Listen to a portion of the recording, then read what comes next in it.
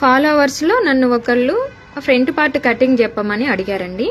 So నేను వాళ్ళ కోసం ఈ వీడియో చేస్తున్నాను. వాళ్ళే కాదండి, మీరు కూడా తెలుసుకోవచ్చు. ఇక్కడైతే ఫస్ట్ బ్యాక్ పార్ట్ తీసుకొని స్ట్రైట్ కటింగ్ అనుకోండి ఇలాగే పెట్టేసుకోవాలి. క్రాస్ కటింగ్ అనుకోండి ఇలా తిప్పుకోవాలి. ఇలాగా ఈ పై వైపున త్రిభుజాకారం వచ్చేలాగా చూసుకోండి. మనకి ఇలా పెట్టామంటే అప్పుడే మనకు ఒక ఐడియా అనేది వస్తుంది. ఇలా త్రిభుజాకారం వచ్చేలాగా చూసుకోవాలన్నమాట. అప్పుడే మనకి క్రాస్ అనేది పర్ఫెక్ట్గా ఉన్నట్టు. ఇలా క్రాస్ చూసుకొని కరెక్ట్గా పెట్టిన తర్వాత ఈ బ్యాక్ పార్ట్ ఎలాగైతే ఉందో యాజ్ ఇట్ ఈజ్ అలాగే చుట్టూ మార్కింగ్ అయితే పెట్టేసుకోవాలి.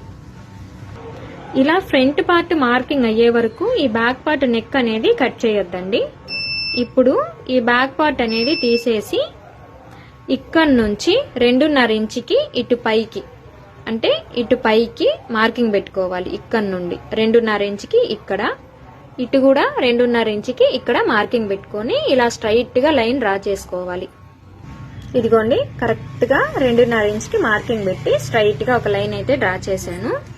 ఇప్పుడు ఇటు సైడ్ ఖర్చు సైడ్ న ఇక్కడ నుండి ఇటు సైడ్ కి, అంటే ఆమ్ రౌండ్ సైడ్ కి, మీకు క్లారిటీగా చెప్పాలంటే ఆమ్ రౌండ్ సైడ్ కి ఇక్కడ నుండి 1 ఇంచుకి మార్కింగ్ పెట్టుకోవాలి. ఇక్కడ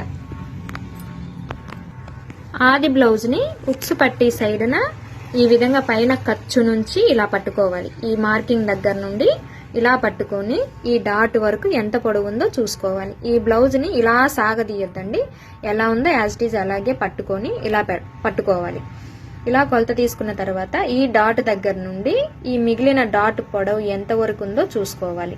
ఇలా పెట్టాం కదా, కరెక్ట్ గా ఇక్కడికి వచ్చింది. నాకు ఖర్చుతో కలిపి ఈ లైన్ కి సరిపోతుంది. కొందరికి ఈ లైన్ కూడా దాడుతుందండి. అది ఆది బ్లౌజ్ నడుము లూజుని బట్టి మనుషులను బట్టి వస్తుంది అనమాట. అంటే లావుగా ఉండేవాళ్ళు, సన్నగా ఉండేవాళ్ళు, మీడియంగా ఉండేవాళ్ళు అంటాం కదా, అలాగనమాట.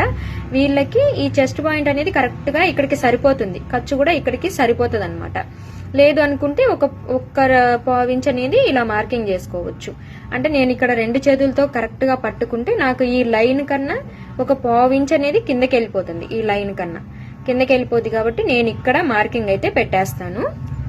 అలాగే ఉక్సు పట్టి నెక్ అండి, ఉక్సు పట్టి కూడా ఇదే విధంగా ఫ్రంట్ నెక్ ఉక్సు పట్టి సైడ్ నుంచే మార్కింగ్ పెట్టుకోవాలి.